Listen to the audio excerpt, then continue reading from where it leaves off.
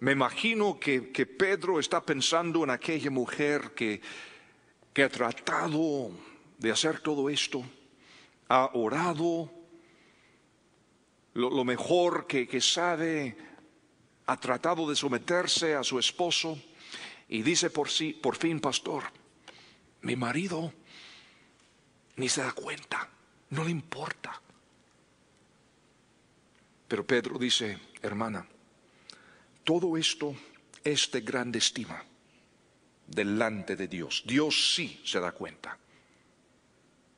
Dios sí está llevando un récord de todo lo que estás haciendo. A Él le importa. A Él le importa. Entonces da un ejemplo. Se puede decir un desfile de modelos, porque ahora habla de las mujeres santas del Antiguo Testamento. Aquellas mujeres quienes esperaban en Dios.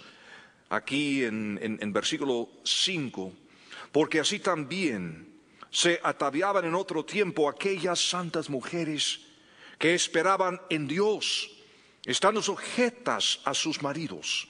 Como Sara obedecía a Abraham, llamándole Señor, de la cual vosotros habéis venido a ser hijas si hacéis el bien sin temer ninguna amenaza. Aquellas mujeres esperaban en Dios. Y este es el distintivo de la humildad, esperar en Dios.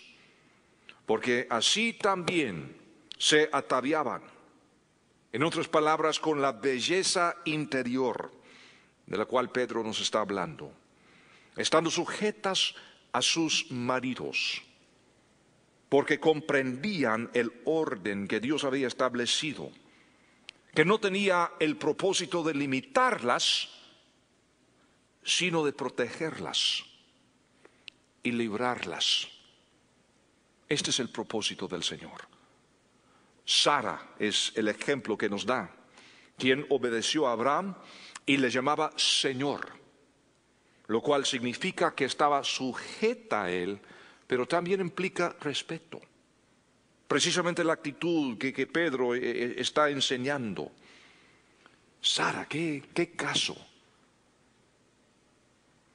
Me imagino que fue difícil el día que Abraham llegó a casa para decirle que estaba vendiéndolo todo, que había cerrado su cuenta bancaria, que había puesto su renuncia en su trabajo porque ya se iban a otro lugar.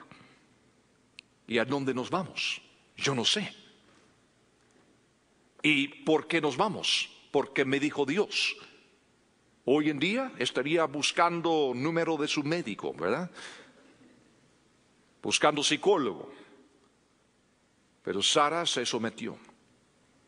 Y en aquel entonces, por supuesto, no había manera de volver a cada rato para pasar un tiempo con la madre y con la familia. No, nos vamos.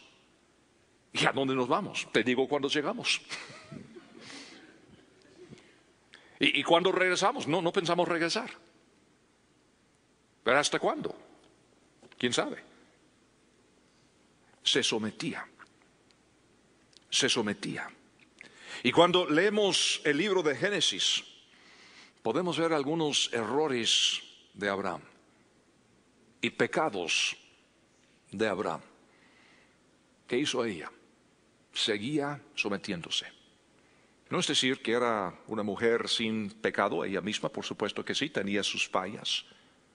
Pasaba por sus momentos, como todos nosotros. Pero a final de cuentas, Pedro dice que podemos ver en ella la actitud correcta, confiando en el Señor en vez de estar confiando en su marido en cada momento. Y ella confió en Dios en esos momentos que Abraham se equivocó. Confió en el Señor.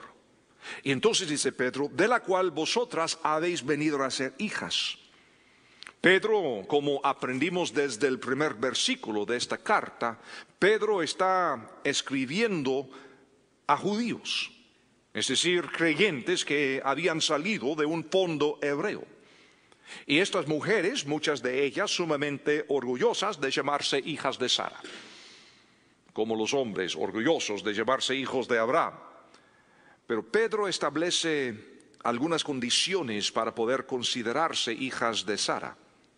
Si hacéis el bien.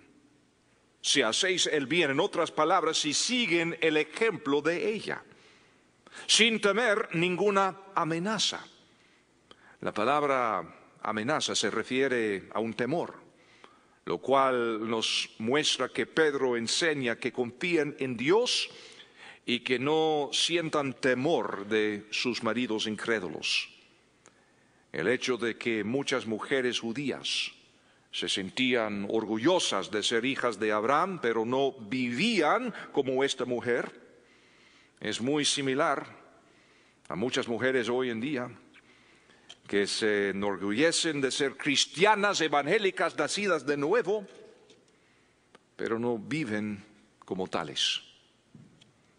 Y es por eso, muchas veces, que sus maridos no quieren venir a Cristo, porque no pueden ver a Cristo. No pueden ver la fe verdadera, porque tan solo ve la carnalidad de su esposa. Y es por eso que Pedro dice que la forma de ganarlo es sin palabra. Dejando ya de insistir y repetir los 3 puntos del mensaje del sermón cada domingo. De insistir que hablara con el diácono, con el pastor, no, por su conducta, por su vida. Así se puede ganar, por el ejemplo de ella. Ahora, posiblemente, hermana, tú has sido bendecida con un buen matrimonio, gracias al Señor, pero es algo que todos nosotros necesitamos, o es algo que lo estamos experimentando nosotros mismos, o seguramente conocemos a personas que están pasando por esto. Y si no es así, dentro de poco vamos a necesitar esta información. O nos sucede a nosotros, o el Señor nos va a traer a alguna persona que está sufriendo, luchando porque tiene marido incrédulo. ¿Qué podemos hacer? Enseñarle estos conceptos, estas verdades, para que tenga esperanza. Y oiga, no es garantía, seguir esto no es garantía de que su marido va a aceptar a Cristo, porque tiene su libre albedrío, como cualquiera. Pero al menos esto le da oportunidad al Espíritu Santo de estar trayéndole convicción de su pecado, haciendo la comparación de su propia condición a la vida de la mujer. Y les advierto que muchas veces cuando una mujer dice, bueno, voy a vivir entonces lo que dice Pedro, la cosa va de mal en peor. Porque antes el marido tenía la excusa de decir, no, mi mujer dice que es evangélica, pero mira, ¿cómo es ella? Entonces cuando le quitas esta excusa, no tiene nadie a quien culpar. Entonces se pone bravo. Pero no puedes aceptarlo como algo personal. Eso sí es fatal. Cuando la mujer diga, no, es que lo que me dijo mi marido, me duele tanto. Edgar, ejemplo de Edgar. Solo tienes que pensar en eso. Si un armenio puede perdonar y amar a los turcos, tú puedes amar a tu marido y no tomar estas palabras de una forma personal, no recibir estas palabras muy de pecho, porque no son personales. El tipo está luchando con Dios mismo, está gritando a cualquiera, hasta dar pateadas al pobre perro, porque no aguanta la convicción. Entonces, esos son los momentos cuando uno tiene que estar orando, confiando en el Señor y esperando que el Espíritu Santo haga su obra de convicción. Pero una cosa es segura, ese hombre no se ganará con palabra, sino sin palabra, por la conducta casta, respetuosa de la mujer.